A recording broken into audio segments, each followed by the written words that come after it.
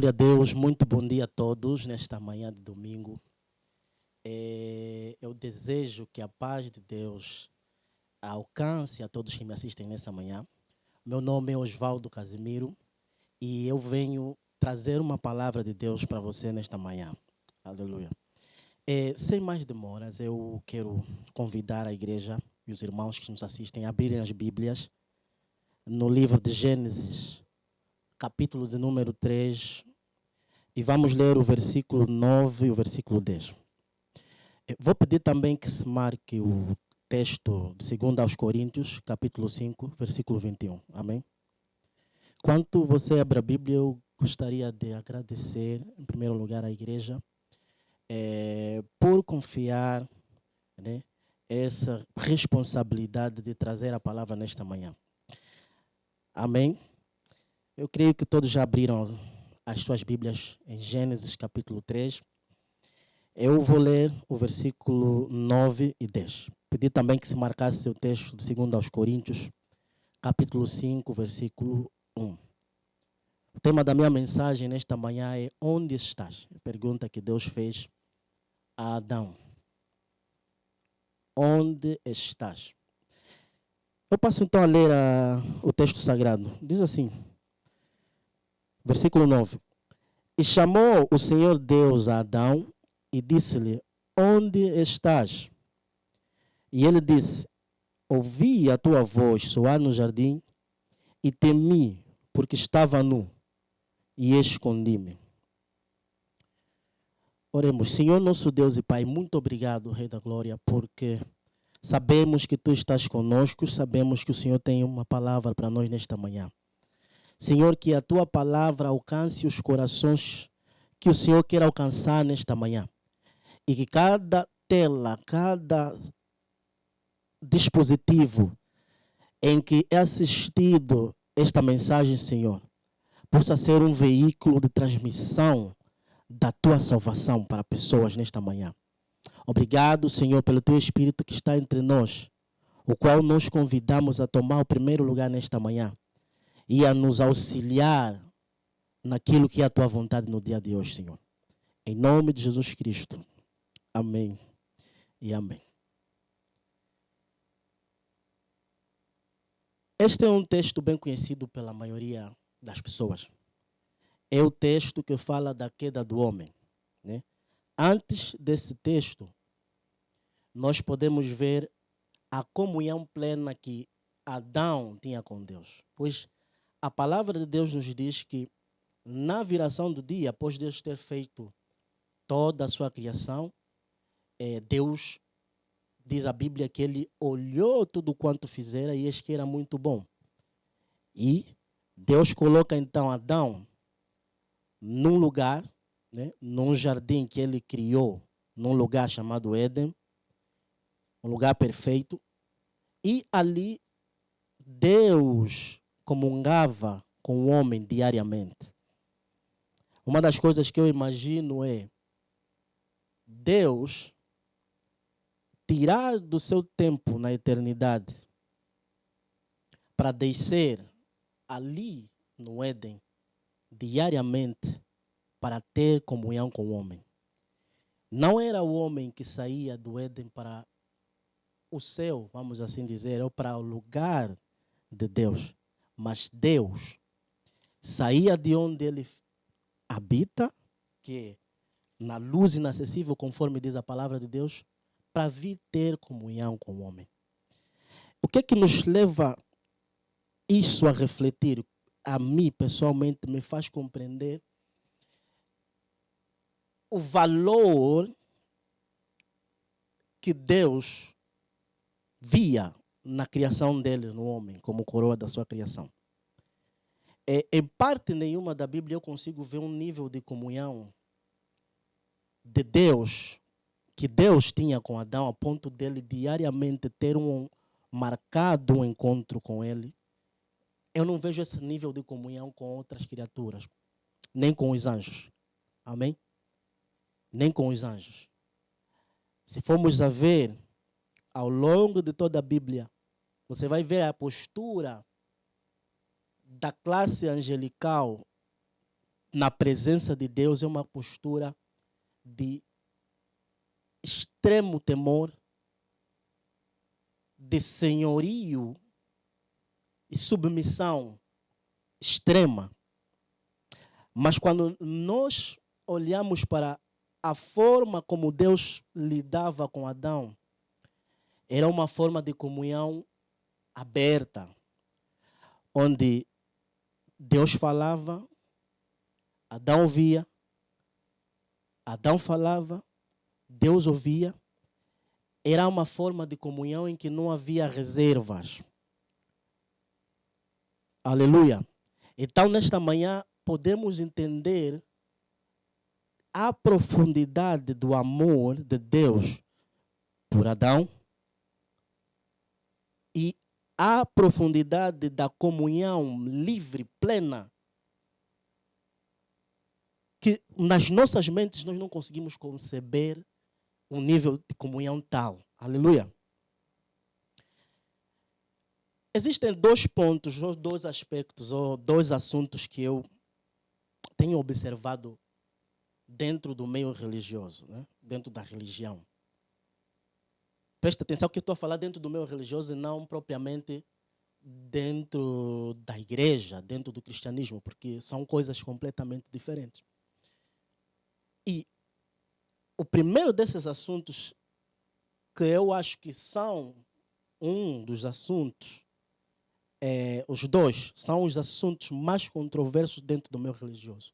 O primeiro deles é a questão do caráter de Deus. O primeiro deles é a questão do caráter de Deus. Por quê? Porque a religião vai te apresentar um Deus em essência e caráter que, à medida que tu vais tendo contato com a palavra de Deus, com as escrituras sagradas, vais deixando que o Espírito Santo fale contigo, vais dando lugar ao Espírito que te revele a pessoa de Deus dentro das escrituras, você percebe que este é um Deus que não tem nada a ver com aquilo que a religião lhe apresentou. E você vai perceber quão ilusória foi e sempre foi a ideia que tu tinhas de que conhecias a Deus. Porque a palavra de Deus vai te apresentar um outro Deus. E não aquele que a religião te apresenta. Você vai perceber que, afinal de contas, diante da palavra, que é o espelho, você tinha apenas uma ilusória noção de Deus e tinha uma ilusória comunhão com Ele, que você nunca teve, de facto. A palavra de Deus faz isso. A palavra de Deus contraria por completo o conceito de Deus trazido pela religião, o conceito de comunhão com Deus trazido pela religião. E nesta manhã, você vai ser apresentado a um Deus que talvez seja muito diferente daquilo que você concebe, porque a religião te trouxe isso. O outro ponto, outro assunto que eu também vejo que é bem controverso dentro do meio religioso é a questão da justiça de Deus. Por quê? Por que eu entendo controverso essa questão da justiça de Deus à luz da palavra no meio religioso? Porque a religião, ou o religioso, qual é a expressão que eu podia utilizar? O religioso se garante diante de Deus. Os brasileiros podiam dizer, o religioso se banca, ele consegue se bancar diante de Deus. O que é isso?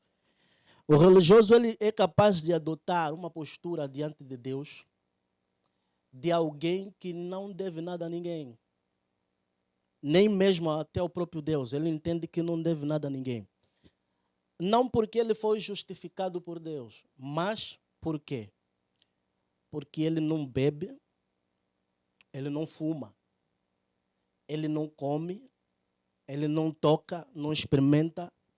Em outras palavras, ele não vai à discoteca, ele não se prostitui, ele cumpre uma série de requisitos e ele entende que tudo isso que ele faz, tudo isso que ele não toca, todos esses requisitos, que ele atende lhe trazem comunhão com Deus ou lhe colocam numa posição favorável diante de Deus. E ele adota essa postura soberba, inclusive, diante de Deus. E ele sente-se agora que no direito de apontar o dedo para quem não faz como ele faz. Isso é um engano. Eu costumo dizer que o religioso é como alguém na piscina que não sabe nadar, né? Tem ali o salva-vidas e ele acha que as braçadas dele vão lhe tirar daquele lugar. Ele acha que por conta própria ele vai sair dali. Enquanto o salva-vidas está ali, ele diz, olha, precisa de ajuda? Ele diz, não, muito obrigado, eu só vou sair. Eu vou sair. O religioso é assim. Por isso, como eu posso dizer? Por isso é que, diante da palavra de Deus, como aconteceu com o caso do assunto anterior, que é o caráter de Deus, a justiça de Deus também, diante da palavra de Deus, a palavra de Deus é um espelho que quando o religioso entra em contato com a palavra de Deus, ele vê a imagem dele clara, como que num espelho. Aleluia.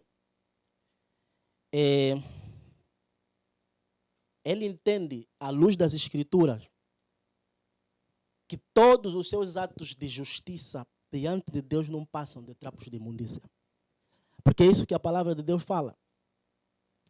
Por isso é que Jesus, no tempo dele, os fariseus não conseguiam suportar Jesus Cristo.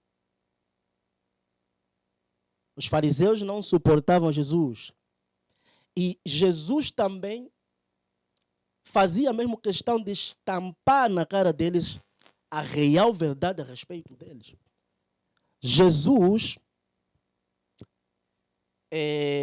como homem, era uma das pessoas mais suaves, mais afáveis, mas em relação aos fariseus, Jesus não media muitas vezes as palavras, ele chamava mesmo hipócritas, sepulcros caiados.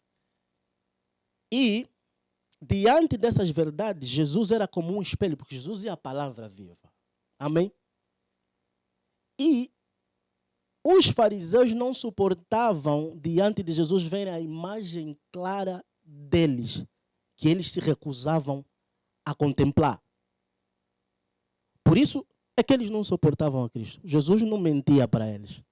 Jesus não dizia, olha, vocês, vosso lugar já está garantido na presença de Deus. E parece que hoje, dentro da igreja, inclusive, tem pessoas que não suportam Jesus e a sua palavra. Você não suporta Jesus simplesmente porque Jesus fala o que deve ser falado a teu respeito e você se recusa, porque você acha que na tua própria justiça você já agrada a Deus. Então você rejeita tudo o que Jesus já fez para, na tua própria força, na tua própria justiça, no teu não fazer, no teu não tocar, no teu não provar, no teu não experimentar, dizer que tu tens comunhão com Deus. Mas nesta manhã, Jesus veio furar o seu balão e dizer que se você acha isso, se você entende que todo esse ritual que você pratica te torna agradável diante de Deus, você ainda é um infeliz, miserável, pobre, cego, desgraçado, e não conforme está escrito na palavra. Não sou eu quem estou a inventar, e não sou eu que nesta manhã tenho a intenção de atacar ou de, com as minhas palavras, ser violento, porque acima da minha palavra está a palavra de Deus. Aleluia. Então, Jesus certa vez fala, dirigindo-se mesmo à classe religiosa, olha, publicanos, pecadores e meretrizes vos precederão no reino dos céus. O que isso significa? Jesus estava a falar que a classe religiosa, por causa da cegueira que eles tinham na sua justiça própria, corriam o risco de, no reino dos céus, aqueles que eles olham como pecadores, publicanos, a escória da religião, né? Serem ultrapassados por esses, e no reino dos céus eles se assustaram que aqueles entraram primeiro do que eles, se calhar, e eles talvez ficassem.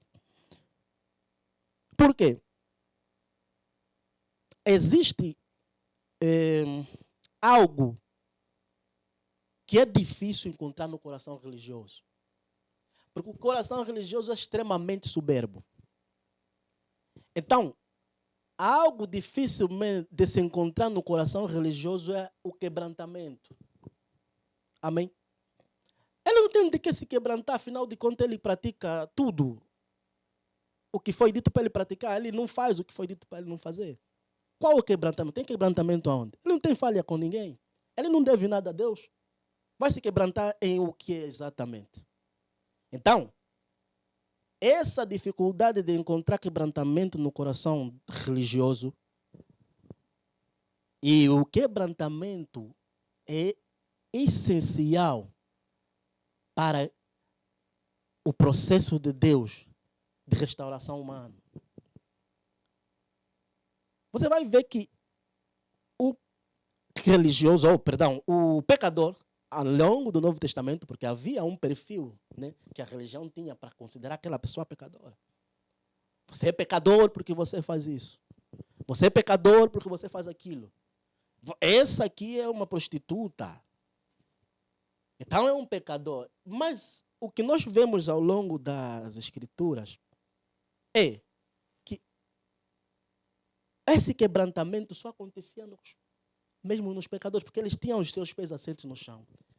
Eles sabiam que eles não eram aquilo tudo. Não eram a última bolacha do pacote. Jesus, certa vez, contou uma parábola de 2 pessoas que foram ao templo orar, né? E o religioso chegou, olha, Senhor, obrigado porque eu não sou como esse pecador.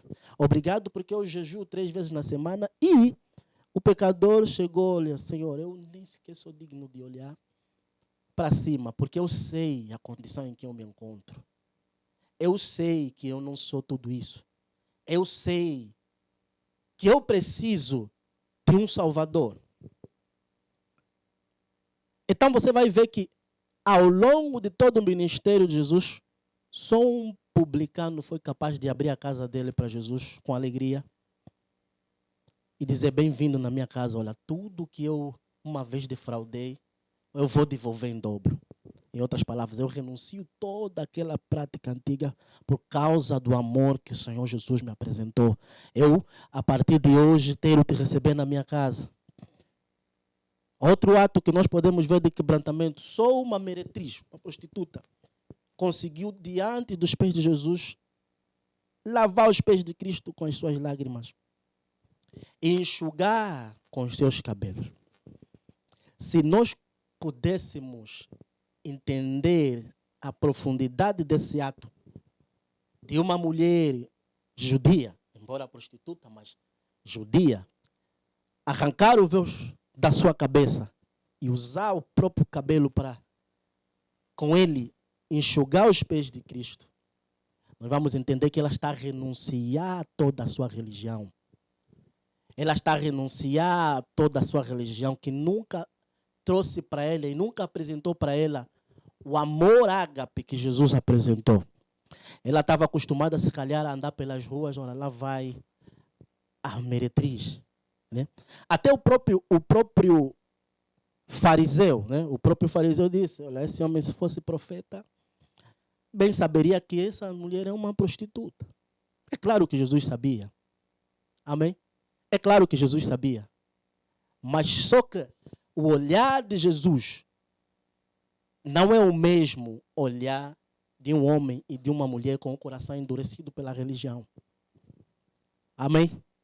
O olhar de Jesus, ele vê o coração quebrantado e ele entende que essa pessoa, essa mulher está sim na condição de prostituta. Mas ainda é um vaso que pode ser quebrantado, um vaso que pode ser limpo, um vaso que pode ser transformado, um vaso que ainda pode ser útil na sua seara. Aonde os homens veem nada de solução, veem incorrigibilidade, né? Há pessoas, eu já vi pessoas a dizer, olha, você é um bêbado incorrigível. Você é assado, você não tem mais conserto. Mas para Jesus tem. Para Jesus, o que não tem conserto é um coração endurecido pela religião. É um coração soberbo. Amém? Vamos só olhar aqui para o texto, vamos entrar na nossa mensagem. Eu espero que a tua atenção esteja já nessa altura voltada aqui para a câmera, para a tela, e que o Espírito de Deus possa mover o seu coração, possa aquecer o seu coração nessa manhã. Antes de eu entrar propriamente na mensagem, eu quero trazer duas ilações aqui. Eu espero que eu esteja a falar para um auditório, acredito que estou a falar para um auditório que tenha já um pouco de maturidade ao ponto de ouvir uma mensagem nessa natureza, ok? Por quê? Porque se for uma criança espiritual, ela vai achar que eu estou lá a dizer que pode pecar, pode viver a vida de absoluta vontade. Mas se você viver assim, então você nunca foi filho de Deus. E você, o problema é teu, ok? Você depois vai ter as suas consequências. Mas em outro lugar, como eu já falei também, eu vou dizer que se você acha que a tua justiça própria te faz aprovado e digno de estar diante da presença de Deus, você está também completamente enganado. Aleluia. Eu vou ler mais uma vez o texto. E chamou o Senhor Deus a Adão e disse-lhe: onde estás? E a resposta que Adão deu me intriga um bocado. Porque Adão responde: estou nu. Estou nu. Mas Deus não está perguntando onde é que ele está, porque no original a expressão é aie, cá. Quer dizer, Deus está mesmo a perguntar sobre a localização geográfica. Você está onde? Eu cheguei e não te encontrei no lugar de costume. Olha, bicho, que Deus sabia onde Adão estava. Né? Talvez Deus quisesse para nós, os leitores, dar aqui algumas lições. Né? Então Adão responde: estou nu. A resposta para uma pergunta, onde estás, geralmente seria o quê? Estou aqui, estou ali, né? Estou acolá e não estou nu. Porque estou nu pressupõe a condição e não a localização. Adão já está a apresentar ao Senhor: eu estou nu, eu estou nessa condição. E, na verdade, a resposta de Adão já nos dá um vislumbre do que acontece quando o homem começa a conviver com a natureza pecaminosa. Aleluia. A autocomiseração. Ele agora já não se vê como aquele que era próximo de Deus, que estava ali no só amor, no bem bom com Deus diariamente. Já começa a se autocomiserar. Já começa a fugir da confrontação direta com Deus.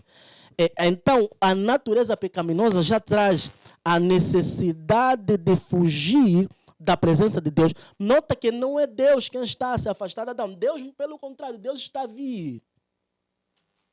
Deus está em direção a Adão e Adão é quem está a fugir, porque ele já se sente: eu estou nu, a minha condição é essa. Mas Deus está a perguntar onde você está, não está a perguntar como você está. O complexo de inferioridade diante da presença de Deus, o medo de Deus, começou o homem a ter medo de Deus. Por quê? Deus fez alguma coisa que fosse trazer medo a Adão ao longo do tempo todo em que comungaram?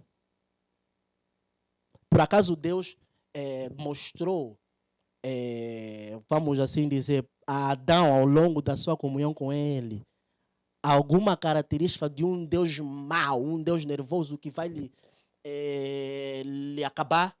Nunca.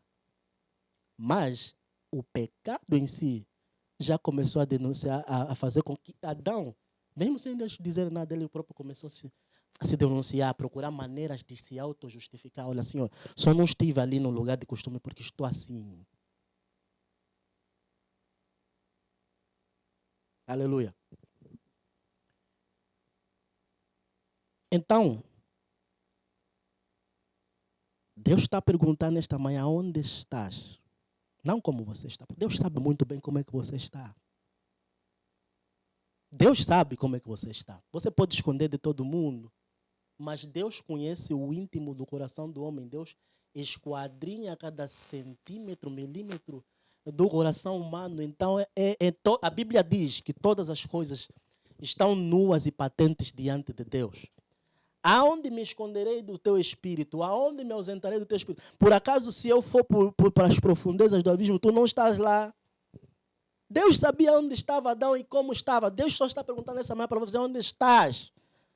Ah, Senhor, eu até ontem, eu bebi, eu estou ressacado, essa hora nem consigo, eu estou numa condição que não sou digno. Não, Deus não quer saber disso. Só Deus está a perguntar para você: onde estás? Por quê? Vamos só fazer aqui, nesse jogo, né? Onde estás? Estou nu. Deus pergunta a tua localização, você está a responder o teu estado. Sabe que aonde você está já diz muito de como você está. Onde você está já diz muito. Então, se você responder onde estás, Deus, isso não impressiona Deus, isso não muda nada. É preciso, por exemplo, um homem que está num cassino a jogar, nos dizer como é que ele está? É necessário, por exemplo, uma mulher dentro de um cabaré dizer como é que ela está, de antemão não vamos já saber. Então, onde está já diz de como você está. Embora haja algumas exceções, né? Mas são mesmo exceções. Regra geral, onde você está, já diz como você está. Mas tem um porém. Tem um porém. Onde você está e como você está não necessariamente definem aquilo que você é diante de Deus. Não necessariamente definem o teu ser. Adão estava fora do lugar de costume, da comunhão com Deus. Falando da localização dele. Adão estava nu, falando do estado dele. Mas, quando Deus olha para Adão, ele está a olhar Adão na perspectiva de que ele ainda era o Adão que ele pegou da Adama, do pó da terra com as próprias mãos dele e soprou nele o fôlego de vida. Tinha ainda algo de Deus em Adão e só precisava ser restaurado. Aonde você está e como você está, não diz para Deus que você não tem recuperação possível. Aleluia.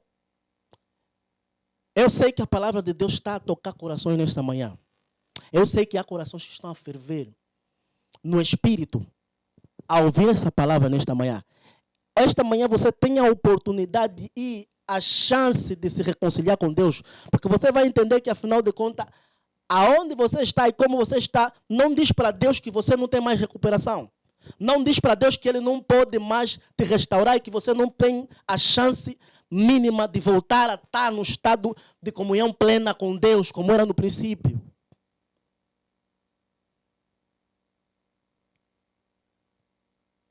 Talvez, nesse estágio da sua vida, você seja um pai que falhou como pai. Um filho que falhou como filho. E talvez a autocomiseração já tenha tomado conta de ti de tal maneira que, se calhar, você até entra em depressão e você acha que já não existe uma saída para a condição e o estado em que se encontra e para o posicionamento, a localização que você se encontra nesta manhã.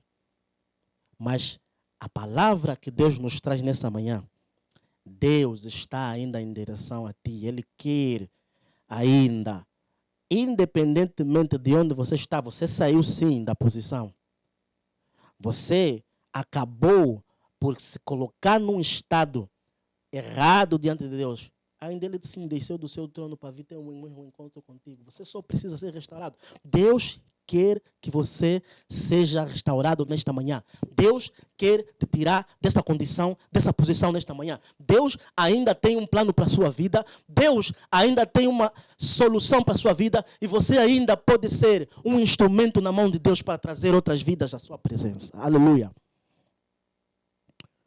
Oh, aleluia, porque se dependesse de onde estávamos e de como estávamos, ninguém hoje estaria aqui para contar a história.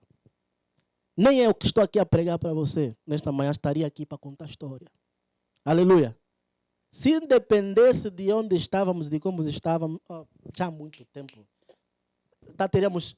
já seríamos consumidos há muito tempo pela ira de Deus contra o pecado. Aleluia. Eu pedi para marcarmos o texto de 2 Coríntios, capítulo 5, versículo 21. Deixa só, eu vou ler aqui o texto.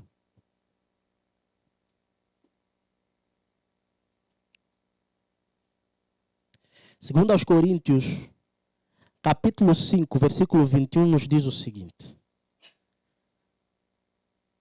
Aquele que não conheceu o pecado, o fez pecado por nós, para que nele fôssemos feitos justiça de Deus. Aquele que não conheceu o pecado, o fez pecado. Quem o fez? Deus o fez pecado. Amém? Deus o fez pecado. Ou seja, se você ler o texto de Gênesis, você vai perceber que, além da desculpa, estou nu, Adão também tentou dar um jeito na nudez dele. Também tentou, e aí já nos dá um vislumbre da religião. Olha, eu digo sempre que, sem querer ofender, tá vendo? Que a religião, depois do pecado, a religião é um dos maiores problemas da humanidade. Porque a religião é o homem a tentar criar maneiras de propiciar-se diante de Deus. A ideia que nós temos de propiciação é de um Deus irado contra algo e que esse Deus precisa ser acalmado. A ira dele precisa ser acalmada. Sim. Precisa ser acalmada de alguma forma, né? Então o homem, com aquele medo de Deus, vai procurando maneiras de acalmar a ira de Deus. Então Adão arranja folhas de figueira para cobrir a nudez dele. Mas veja que mesmo com as folhas de figueira, ainda disse, ainda estou nu. Por quê? Porque afinal aquelas folhas de figueira não servem para cobrir nudez.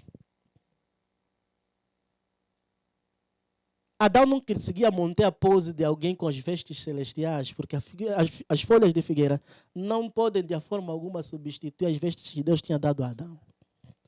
Aleluia.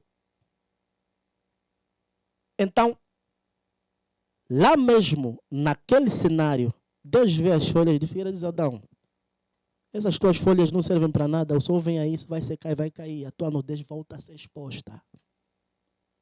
É aí que Deus, então, um cordeiro, né, passeava se calhar pelo jardim, saía a comer a sua grama, o seu capinzinho, beber a sua água.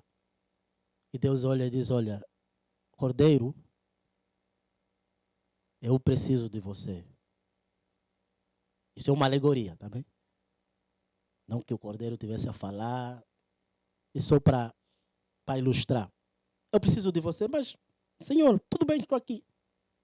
Mas eu preciso de você num sentido muito profundo. Como assim, Senhor? Eu preciso da tua vida. Mas a minha vida, por quê? O que foi que eu fiz? Eu não fiz nada, Senhor. Por isso mesmo, por você não ter feito nada, porque você é inocente, é que eu preciso de você.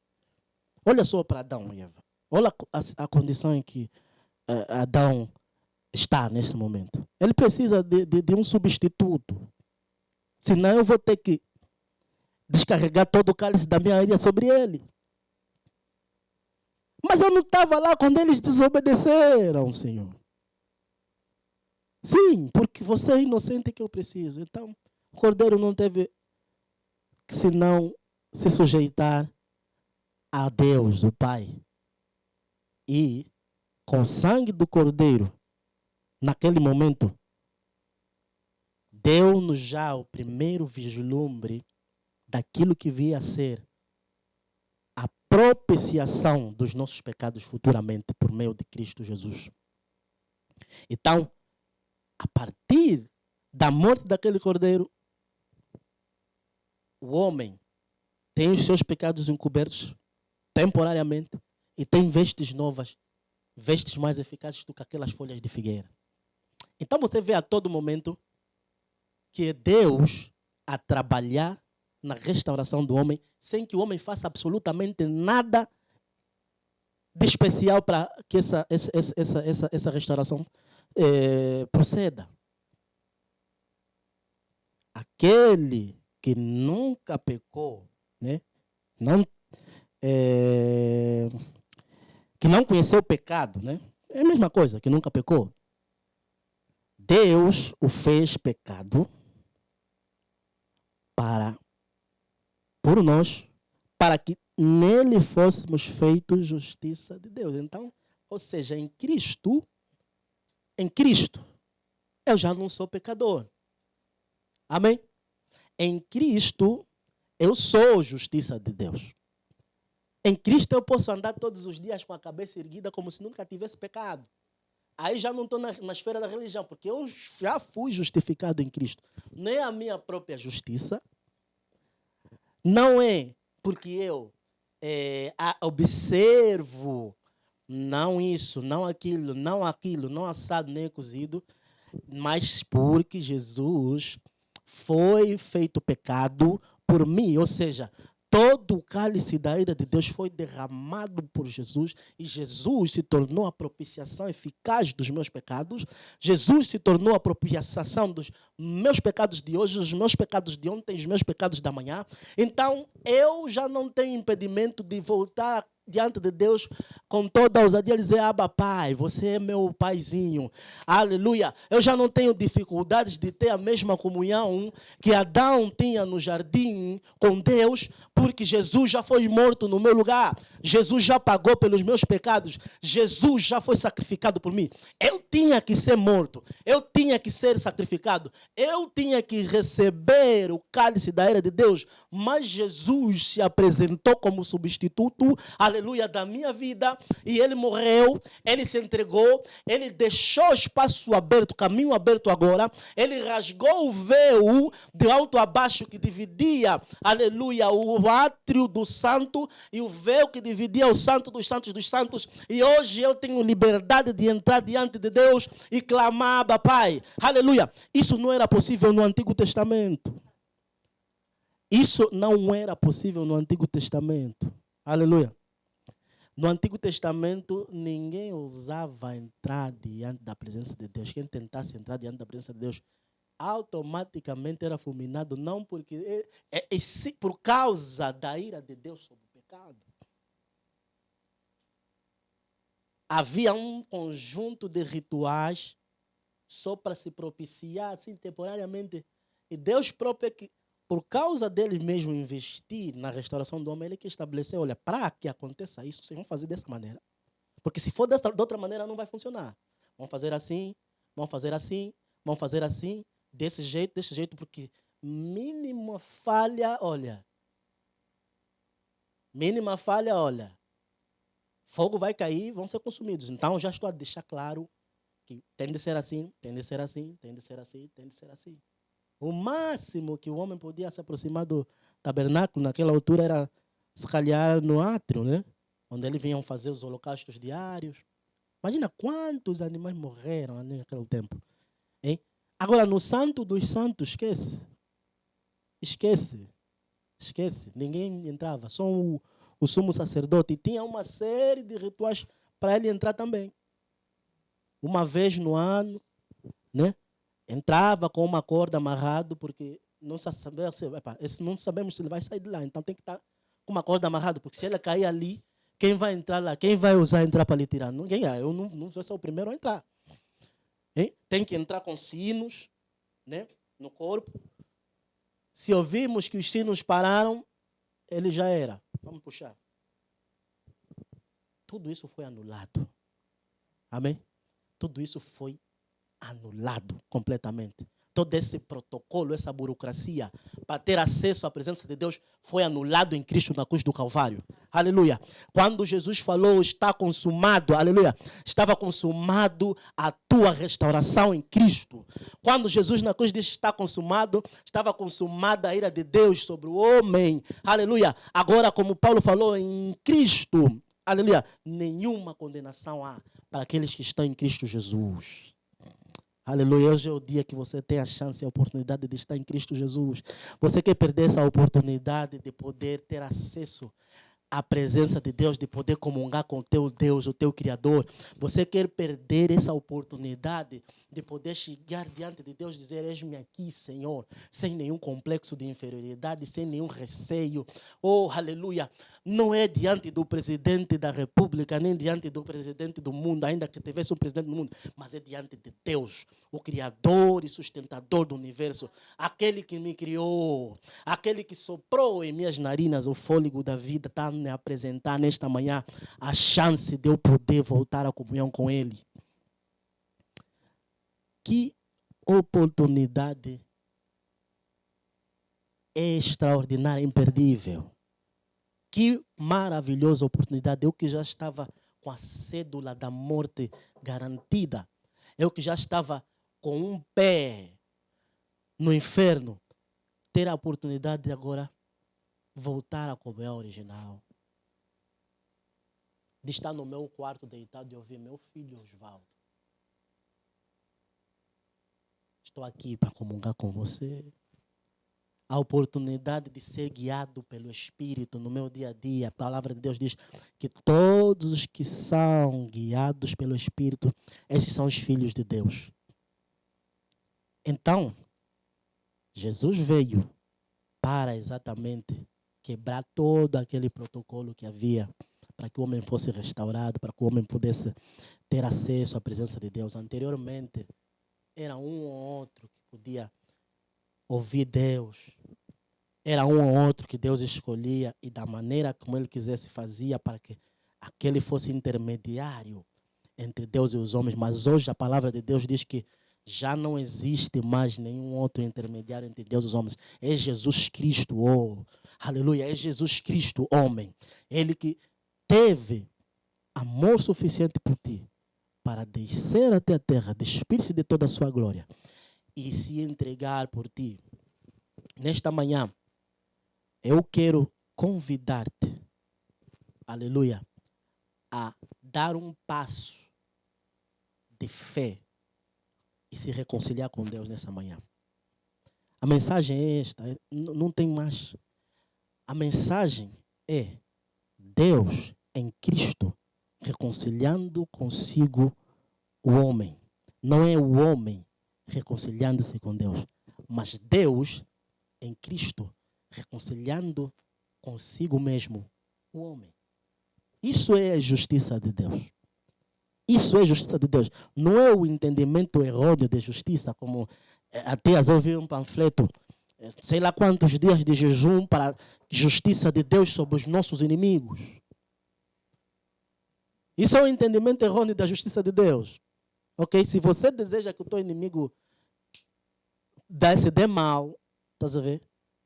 Vai, faça os rituais que tem que ser feito conforme o mundo. Vai, pega a foto dele e vai. Mas fazendo isso, você está fora, completamente fora da vontade de Deus. Justiça de Deus não é o juízo de Deus sobre os teus inimigos. Ok? A própria palavra de Deus diz. Deus diz, você já és nova criatura, né? As coisas velhas já passaram. Você deve agora amar o teu inimigo, orar para aqueles que te perseguem. Isso é que alguém que é justiça de Deus vai fazer. Agora, jejuar 30 e tal dias para que a justiça de Deus se derrame, ou seja, a ira de Deus se derrame sobre os meus inimigos, não é por aí. Ok? Não é por aí. É óbvio que há situações em que o juízo de Deus acontece, mas não é nesses termos, não é dessa maneira. Eu vou agora jejuar. Qual é a diferença? Eu vou jejuar para aquele professor que está a ser bem duro comigo na faculdade, que está toda hora me pôr o pé, ele vai ter que sentir a mão de Deus, vai saber quem é o meu Deus. Não, isso não é justiça de Deus. O conceito de justiça de Deus é Cristo, que nunca pecou, se fez pecado, foi morto na cruz, ressuscitou e por causa disso, você agora é justificado em Cristo. Amém? Então, o meu apelo para você que não conhece Cristo, receba Ele como seu único, suficiente Salvador nessa manhã. Sabe que pecado em essência é simplesmente não crer no que Cristo fez contigo por ti na cruz. É simplesmente recusar-se a se render ao amor de Cristo, ao sacrifício que Ele fez por ti na cruz. Por quê? A Bíblia diz que o Espírito de Deus ele viria a convencer o homem do quê? Do pecado, do juízo e da justiça. Do pecado por quê? Porque não creram em Cristo. Você vai ver pessoas que fazem as maiores atrocidades da terra. No fundo, você vai ver simplesmente por causa de uma coisa, não creu em Cristo. Porque a partir do momento em que ele crê em Cristo, ele é trazido novamente para a família de Deus e ele é restaurado por completo. Ele não vai ter mais o prazer em dar vazão à sua natureza pecaminosa, porque ele vai ser restaurado. Você não quer ser restaurado? Você não quer ser renovado? Eu um dia quis. E hoje estou aqui, diante de ti, a trazer essa boa nova, a trazer esta oportunidade que você tem de se juntar à família de Deus nesta manhã. Amém? Vou terminar a minha mensagem aqui. Oremos. Senhor, nosso Deus e nosso Pai. Obrigado pela tua palavra que foi trazida, foi pregada aos nossos corações nesta manhã. Que o teu Espírito, Senhor, use esta palavra para trazer aquele que se acha distante de ti, aquele que ainda não se reconciliou contigo, ou aquele crente que um dia olhou para trás, voltou ao seu próprio vômito. Nesta manhã, Senhor, restaura corações por intermédio desta palavra. Nesta manhã, toque este coração que está a assistir este programa, Senhor. Faça uma revolução no seu espírito e dá nele o desejo e a sede de se reconciliar com seu Deus nesta manhã. Quebra todas as barreiras do inimigo sobre a vida desta pessoa. Repreenda o espírito de suicídio, repreenda o espírito de autocomiseração, repreenda o espírito de dúvida, aleluia, de certeza que já não há solução para a sua restauração. No nome de Jesus, nesta manhã, nós entregamos essas almas nas tuas mãos e nós declaramos salvação para elas, no nome de Jesus. Obrigado, Senhor, por esta manhã. Amém e amém. Eu vou desde já passar a palavra às irmãs pastora Catiana, que estão aqui no painel. E passo agora a palavra para a pastora Catiana.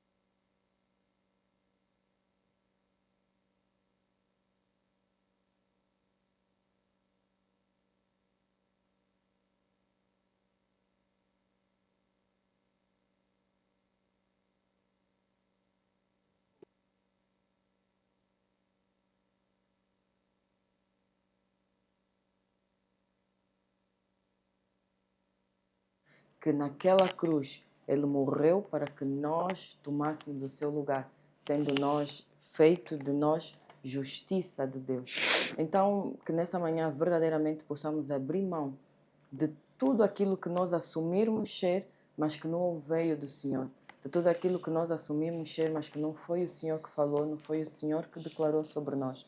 Importa que verdadeiramente, não mais como Adão, que se escondeu, acho que algo que o Osvaldo referiu e que é muito importante é nós entendermos que quando nós fugimos do Senhor, nós caímos em autocomiseração.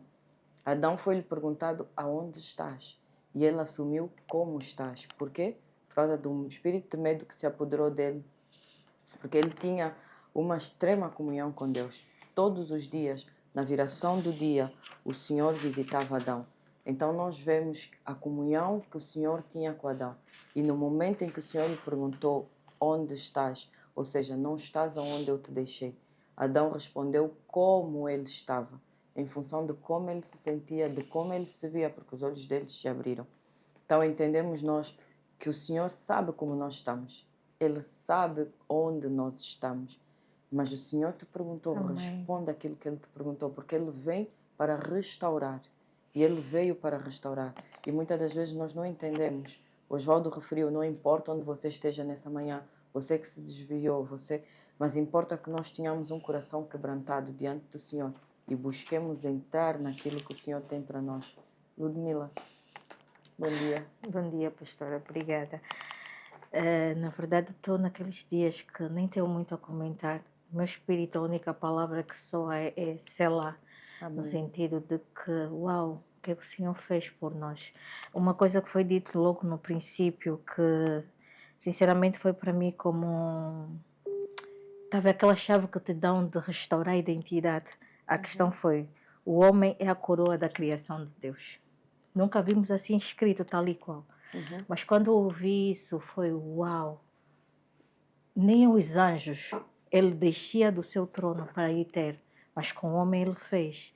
Então, como isso é tão restaurador, entender o quão precioso nós somos diante de Deus. E, como eu disse, é aquelas mensagens, sei lá, foi mesmo de restituição, foi de entender a natureza de Deus, porque à medida em que não entendemos a natureza de Deus, certamente nós somos roubados de o conhecer, somos roubados de viver o plano perfeito dele. Então, para mim, foi daquelas mensagens, uau, Senhor, restitui-nos na tua presença. Algumas coisas eu fui anotando aqui, mas foi tão impactante, no sentido de que à medida em que o Osvaldo ministrava, a primeira coisa que veio no meu espírito era por ele. Literalmente, a primeira coisa que veio no meu espírito foi orar por ele.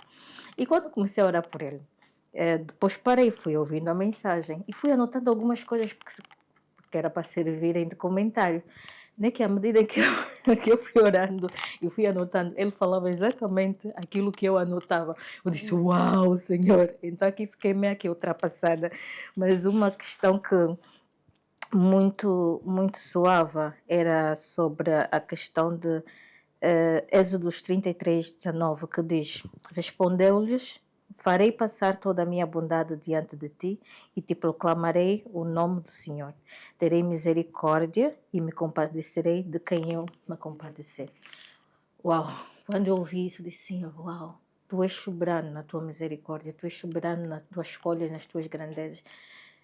E aqui, só para enfatizar a questão de que Ele é Deus. Não é pelos nossos atos, não é pelos muito fazermos, mas Ele é Deus. Ele terá misericórdia de quem Ele tiver. Basta que tenhamos verdadeiramente um coração quebrantado. Uma coisa que o João usou, uma expressão que eu achei meio engraçada, mas é verdade. Estamos cheios de rituais. Eu não faço, eu não toco, eu não cheiro. Mas Ele terá misericórdia de quem Ele tiver. Lembrei-me daquele homem que teve junto a Jesus na cruz do Calvário. E, diante de tantas atrocidades que ele cometeu, roubou, fez e não sei o quê, mas o Senhor lhe deu uma oportunidade de ser salvo naquele momento. Ou seja, terei misericórdia de quem eu tiver. Então, Ele é tão grande, Ele é tão poderoso, Ele é tão soberano, que a única coisa que soa realmente no meu espírito, Senhor, todo louvor e toda honra a Ti. Por isso é que eu dizia que nem tinha muito a comentar, mas no meu coração era um sentimento, Selah, mas que é isso? Então foi uma rica mensagem, rica e poderosa, realmente uma mensagem de restauração, uma mensagem que veio para produzir avivamento, sobretudo uma mensagem que produz em nós identidade. Eu percebi-me que talvez tenha caído o live, por favor, não deixem de voltar a ouvir. Ainda que tenhas apanhado alguma coisa, repete, porque ela é muito, muito restauradora. A palavra, ela por si só mata, mas com o Espírito ela vivifica. Eu estou tão certa que o Espírito está sobre esta palavra, então tome posse, não sei qual das câmaras estou perdida, apanhe a palavra, tome posse daquilo que o Senhor falou. Não permita que te seja roubada essa boa semente. Dê a fruto, dê a fruto, dê a fruto à medida em que fores ouvir a palavra. É Ele quem planta, é Ele quem rega, é Ele quem sustenta, é Ele quem faz crescer. Permita que o Senhor opere e trabalhe na tua vida de forma sobrenatural, porque Ele é poderoso para fazer além daquilo que nós pedimos ou pensamos. Amém? Este é o meu comentário. Osvaldo, tem só mais um. Gostava de ter Osvaldo? aqui 2 pontos, mas Osvaldo... Amém. À medida que o Osvaldo ministrava, uma passagem que me veio à memória foi Romanos 9:30. Em 30:32, em que Paulo fala de como Israel quis alcançar justiça através das suas boas obras. E isso levava-me a fazer um paralelismo de como muitas das vezes também nós julgamos que vamos alcançar a justiça de Deus pelas nossas obras. Como a Lude referiu, os rituais, em que eu não vou beber, eu não vou fazer isso. E achamos-nos mais justos do que os outros em função de que nós não vamos, nós não fazemos, mas nós não entendemos os caminhos do Senhor. Amém. Nós não entendemos a simplicidade e a profundidade da justiça de Deus. E não é acerca disso ou daquilo. Israel tentava pelas suas muitas obras, mas é acerca de que a cédula de dívida que havia contra nós foi cravada naquela cruz. E algo que via ao meu coração é que era que a justiça de Deus nada tem a ver com o que nós fazemos, mas antes com o que Jesus Cristo fez naquela cruz. E que Deus não nos vai amar mais em função daquilo que nós fazemos hoje, mas porque Ele nos amou, Ele enviou o Filho que foi morto na cruz para que nós tomássemos o seu lugar. E sendo Ele justo, nós fomos feitos essa justiça. Então nós achamos que é acerca do muito fazer. Não, mas um coração quebrantado diante do Senhor e entendermos a simplicidade e a profundidade da justiça do Senhor que vem daquela cruz. E nós temos estado a falar que com o coração se crê para a justiça. Então nós entendemos que pela fé em Jesus, assim nós fomos justificados. Pela fé de que Ele morreu naquela cruz em meu lugar. Com a boca nós confessamos para a salvação. Então nós precisamos de permitir que estas questões se façam carne em nós e que sejam a lâmpada para os nossos pés, a palavra sobre a qual nós caminhamos e andamos. A Lud falava da soberania de Deus. Ele é soberano a todo o tempo, mas importa que nós saibamos. Acho que algo que o Osvaldo referiu e que a mim chamou-me bastante a atenção é nós entendermos que é o Senhor que se achegou a nós. Foi Amém. Ele que se aproximou de nós. Então importa que agora, com esse entendimento, possamos quebrantar os nossos corações e desejemos nós ser restaurados para que possamos ser esse instrumento nas mãos do Senhor e para que através de nós outros também sejam benditos. Amém. Tem aqui um ponto que eu gostaria de levantar e aqui vou fazer mesmo que o Osvaldo fale mais um bocadinho. Falou que tinhas no teu espírito que um dos males que assolava a sociedade, a nação, era a questão da religiosidade. Concordo plenamente. E uma coisa que chamou-me a atenção foi o facto de, quando mencionaste das atitudes de Jesus, ou seja, a natureza de Jesus, um homem tão manso, um homem tão cheio da plenitude do Espírito, aqui dizendo cheio de bondade, era tão áspero com os fariseus. No sentido, não foi ele quem disse raça de víbora, mas era esse o contexto, as raças de víbora, seus hipócritas, no sentido de quão perigoso é quando nós nos metemos no meio da religião, ou seja, quando começamos a nos tornar religiosos, do quão abominável somos diante de Deus. E queria enfatizar isso porque isso é um perigo muito grande. Todos nós estamos susceptíveis a entrar na religião quando abandonamos a palavra, quando abandonamos o Espírito de Deus, porque efetivamente é extremamente oposto à religião e o cristianismo. Eu consigo ver uma oposição extrema, ou seja, não tem absolutamente nada a ver, porque realmente é a religião quem nos diz não toques, não cheires, não bebes, essa prostituta vamos apedrejar. Mas o cristianismo não, tem a compaixão, tem a misericórdia, amai o teu próximo como a ti mesmo. E nisso, nos faz literalmente entender a natureza de Deus. Aqui dizia, chamar um pouco o Osvaldo também a esse ponto, porque foi você quem citou, então dá continuidade. E é muito importante que nós entendamos isso e, sobretudo, abrimos mão da religião. porque é literalmente algo abominável. Eu consigo sentir isso no meu espírito, algo abominável diante de Deus. Ele vem para nos roubar a graça, vem para nos roubar o entendimento daquilo que foi o sacrifício na cruz do Calvário.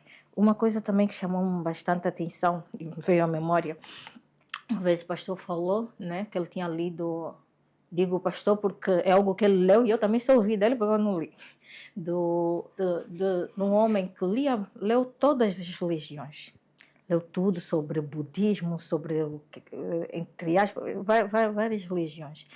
Mas ele diz que uma coisa que ele leu no cristianismo, e foi algo que impactou a vida dele, é sobre um Deus que dizia que habitaria em nós. Uau! E que nenhum deles, nenhum dos outros deuses, nenhuma das outras religiões que ele foi ler, a promessa era de que habitariam no homem. Mas Deus disse, eu habitarei em vós. E uma das coisas... Olha, quando eu dizia que eu orava por ti, né? E de repente eu fui anotando coisas para apontar e de repente dizias, foi um dos exemplos. Eu disse, meu Deus, assim vou comentar como se ele não para de dizer aquilo que eu estou a anotar. E uma das coisas que chamou-me a atenção é que antigamente bastou só um homem tocar na aliança, na arca da aliança, ele morreu. Bastava alguém entrar nos santos dos santos, morria, porque não era chamado para aquilo. Mas hoje ele disse, eu habitarei em vós. E verdadeiramente ele habita em nós. Ele pôs o seu espírito em nós. E ele ainda... Uau! Sei lá, é o entendimento, meu Deus, que venha sobre nós de tal forma que derramemos sobre os outros, porque é muito, muito profundo. E então, uau, que o Senhor nos livre da religião, que o Senhor nos livre de tudo que vem para substituir essa graça que Ele tem estado a derramar sobre nós. Amém? Eu volto. A questão de Jesus, né, e a classe religiosa, havia mesmo havia mesmo eu olho para a religião e chega um ponto que eu vejo que na maioria das vezes a religião, o religioso, vamos dizer, se baseia muito na pose. Como assim na pose? Ele tem que manter aquela pose, sustentar aquela pose, mesmo diante das evidências claras de que aquilo é inútil, não funciona. Um exemplo. Não foram os fariseus mesmos que mentiram, inclusive, quando Jesus ressuscitou? Né? Uhum. Quando Jesus ressuscita, a Bíblia diz que os guardas estavam lá, viram todos, o anjo chegou, não conseguiram permanecer em pé diante do anjo, levaram esse relatório diante dos fariseus e eles disseram, aconteceu mesmo isso. Já não era a oportunidade deles verem que afinal estavam errados. Uhum. Eles disseram, não, essa nossa pose não pode acabar, vamos ter que criar um enredo aqui, uma conversa, senão como é que as pessoas vão nos ver lá fora? Então, o que eles fizeram? Criaram uma mentira lá. Vamos ter que dizer que foram os discípulos deles que vieram à noite, lutaram com os guardas e roubaram o corpo. Então, para quê? Manter a pose. No fundo, o coração religioso está tão endurecido na sua própria justiça que, diante das evidências, ele vai criar subterfúgios para manter aquilo. Ele está viciado naquilo, não consegue viver sem aquilo mais. Por isso que eu estava a dizer que há uma certa dificuldade de se haver quebrantamento no coração do religioso. Porque ele é pose, eu sou isso, assim, reto. Mas você vai encontrar casos de pessoas assim que tarde ou cedo é descoberto que tem um problema aí do outro lado. Né? Então o religioso ele quer manter aquela pose. E isso é um dos maiores perigos. Isso é nisso que eu vejo. Ele não consegue aceitar que precisa de ser restaurado, que precisa há um caminho maior, mais excelente. Ele não consegue ver isso, não consegue se render a isso. Ele vai ganhar todos os meios possíveis para manter aquilo. Então, é por aí que eu entendo que a religião é um dos maiores. Depois do pecado, é o que mais destrói pessoas. É que faz com que muita gente, às vezes, não consiga, impede outros até de terem acesso a Cristo. Amém. Impede outros Literalmente. de terem acesso a Cristo. Por causa da pose, eu sou O orgulho. orgulho, tudo isso. E rouba o entendimento de que o poder dele se aperfeiçoa na nossa vida. Amém. Amém. E muitas das vezes nós ouvimos passagens e não permitimos conectar aquilo que o Senhor diz e entender o quadro geral ou maior, a big picture, como se diz. Entendemos um verso aqui e outro verso ali. E não permitimos o Senhor trazer o entendimento profundo. Na verdade, o espírito religioso vem exatamente ofuscar tudo aquilo que o Senhor falou, aquilo que é a mensagem de Cristo, porque, como o Osvaldo referiu, a pose. Então, o religioso tem um coração endurecido, é cheio de si mesmo, cheio de orgulho. E se ele for cheio de orgulho, ele não permite que os outros entrem, porque acerca dele já não é acerca de Cristo. A mensagem deixa de ser cristocêntrica e passa a ser egocêntrica, porque sou eu. E eu roubo outros da graça de poderem entrar naquilo que o Senhor lhes chama para ser, porque é tudo acerca de mim. E não permito o fluir de Deus no nosso meio. E rouba completamente a cena daquilo que devia ser e passa a ser fora daquilo que é suposto ser. Amém. A minha pergunta inicialmente foi o porquê que Jesus, um homem tão manso, tão cheio da plenitude de Deus, com uma natureza única, era tão ríspido e tão incisivo com os fariseus. E realmente aqui eu fui ligando vários pontos que a pastora levantou, o Osvaldo levantou e eu podia concluir uma resposta por causa do orgulho. Aqui me lembrei do espírito de Leviatã, do quão Deus é tão opositor a esse espírito, e falava do tão, como é que eu poderia dizer, quão abominável, tão passa uma expressão do quão esse espírito ele é horrível.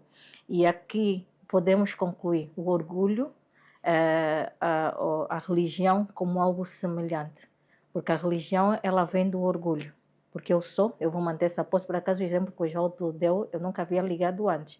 Realmente, diante das evidências, aqueles únicos, vou usar o termo os únicos, porque é aquilo que eles são, conseguiram dizer, não, vamos criar uma forma de isso não vir a público. Para mascarar. Exatamente, está ali, está evidente. Então, eu acho que é hora de nós olharmos a religião, a religiosidade, vou usar essa expressão, a religiosidade, de forma como Deus olha. É o orgulho, e ele se opõe ao orgulhoso, literalmente isso. Então, pastor Osvaldo, obrigado por responder a minha questão. Nossos atos de justiça são verdadeiramente trapos imundos diante do Senhor. E ainda assim nós tentamos cobrir-nos debaixo das nossas boas obras, mas nunca foi acerca de nós. Eu acho que isso leva-nos a entender que precisamos sair de cena. Porque, Senhor, eu preciso desesperadamente de Ti. Quem não precisa do Senhor? Quem não precisa de ser fortalecido nele? Ninguém é tão forte que se sustém de pé. Amém. Amém. Osvaldo? Eu, sinceramente, não tenho mais muito a comentar. Na verdade, à medida que eu ia transmitindo a palavra, eu mesmo em meu coração sempre estava dizendo, tomo posse dessa palavra. Amém. Eu tomo posse dessa palavra. Porque à medida que vamos caminhando na nossa vida com Deus, na nossa vida de fé, muitas das vezes nos distraímos dessas verdades e acabamos por cair também na questão da autocondenação. Esquecemos que somos justiça de Deus e passamos a ter essa consciência que é uma consciência contrária à verdade de Deus ao nosso respeito. Então, à medida que eu pregava, eu dizia, tomo posse, por quê?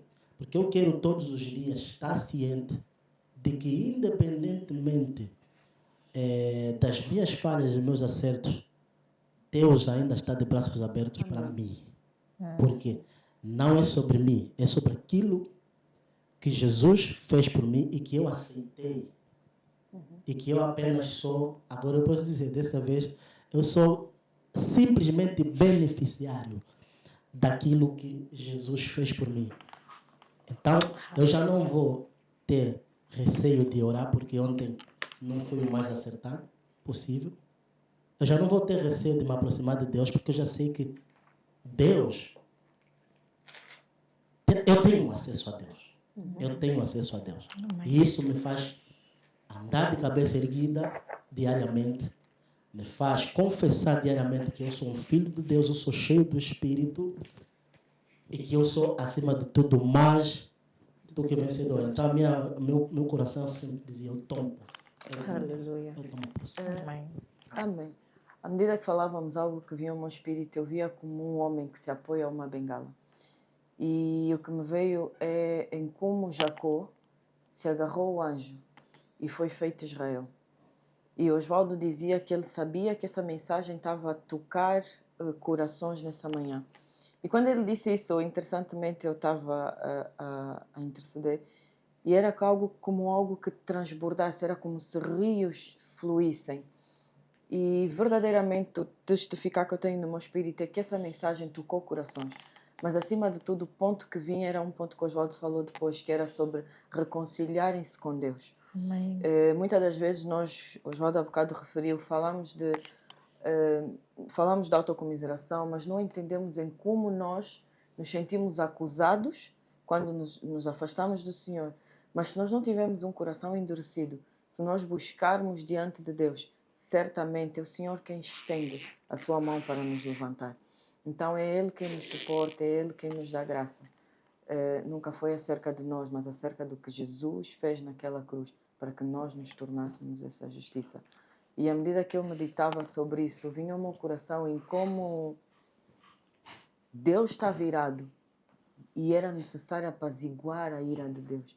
Se nós entendermos que o que é que apaziguou a ira de Deus? Foi Ele ter enviado o Filho e o Filho dele ter morrido por nós. Quem daria o seu Filho? Quem faria o que o Senhor fez? Um ato de amor. Então nós entendermos justiça de Deus é muito mais profundo do que nós dizermos somente Jesus morreu e fez naquela cruz. É nós entendermos os contornos e tudo o que se implicou para que nós hoje pudéssemos estar aqui sentados a falar desse Cristo que nos libertou, desse Cristo que morreu por nós. E acima de tudo do que o Pai fez por amor a cada um de nós, por amor ao homem. Ele passeava com Adão na viração do dia. O Osvaldo falou da relação que eles tinham, em que Deus falava, Adão ouvia, Adão falava. Foi Adão que Deus chamou e lhe disse nomeia, e ele deu nome aos animais. Uau! O Senhor chamou Adão para governar. Então, sermos feitos justiça de Deus, o que Jesus fez naquela cruz, é restituir o governo sobre cada um de nós. Amém. Então, que possamos nos reconciliar com o Senhor e também nós governarmos com Ele, como esse instrumento na mão de Deus, para que outros possam ser benditos, outros possam ser participantes e, acima de tudo, outros conheçam esse Deus que nos libertou, que é soberano e que é forte e que nos chama à reconciliação para com Ele. Amém. Osvaldo, não sei se tens mais algum ponto. Amém. Como a Lude referiu, convido a todos a ouvir novamente a mensagem. Tivemos realmente uma quebra no sinal, mas não permita ser roubado em função dessa questão técnica. Ouça a mensagem, ore sobre a mensagem e você que precisa se reconciliar com Deus, quebrante o seu coração diante do Senhor e o Senhor certamente, e a Bíblia diz que é desejo dele se revelar a nós. Então, permita essa mensagem se fazer carne em si e que possas dar muito fruto aonde quer que vás. Porque o Senhor ordenou que nós fôssemos frutíferos e Ele vela para cumprir a sua palavra. Aonde houver um homem, o Senhor não desprezará. Amém? Terça-feira, não perca às 19 horas a palavra de Deus na minha boca. Medite nas Escrituras, ore por nós, partilhe a página e certamente grandes coisas o Senhor fará através de si. Assim como o Osvaldo referiu, essa mensagem tocou em corações, mas importa que quebrantemos os nossos corações. Porque Moisés passou pela sarça e ele podia somente ter passado, mas ele voltou e foi quando o Senhor falou com ele. Então, permita o Senhor falar consigo através dessa mensagem, amém? Deus abençoe. Pai Santo, Deus Eterno, nessa manhã, Senhor, nós te agradecemos pela palavra liberada sobre a tua igreja, que verdadeiramente essa palavra possa se fazer carne em nós e que lambano, que cada um de nós não despreze aquilo que tu tens falado, que não despreze o chamado, pois tu dissestes que rios de água viva fluiriam do nosso interior à medida que nós crescemos e misturássemos tua palavra com fé. Tu és soberano e fazes infinitamente mais do que os nossos olhos possam imaginar.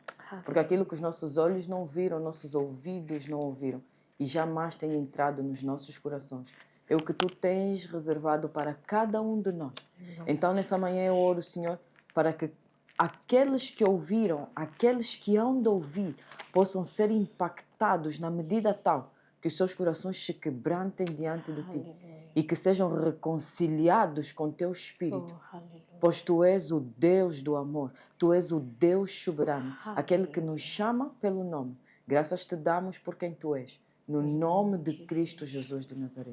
Obrigado por tua misericórdia sobre cada um de nós, Senhor, no nome de Jesus.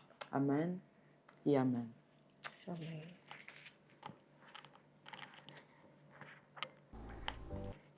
Na terra.